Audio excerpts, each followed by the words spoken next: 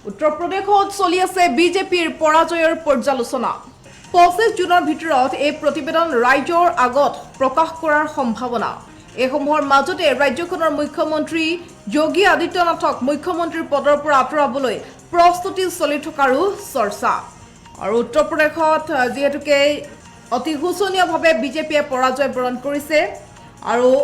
উত্তৰ প্ৰদেশত এই পৰাজয়ৰ পিছত পৰ্যালোচনা সভাও অনুষ্ঠিত কৰা হৈছে কিহৰ বাবে এন্ড্ৰে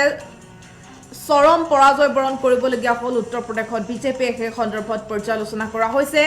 আৰু উত্তৰ প্ৰদেশ বিজেপিৰ সভাপতি ভূপেন্দ্ৰ চৌধুৰীয়ে ৰাষ্ট্ৰীয় সভাপতি জেপি নাড্ডাৰ ওচৰত এই সন্দৰ্ভত পৰাজয়ৰ প্ৰতিবেদন দাখিল কৰিছে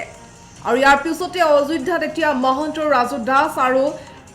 টিএম নীতিশ কুমাৰৰ মাজত বিভিন্ন বিতৰ্ক হোৱাও দেখিবলৈ পোৱা গৈছে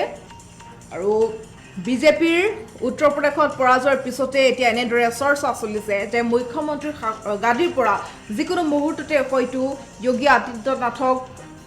আঁতৰাই দিব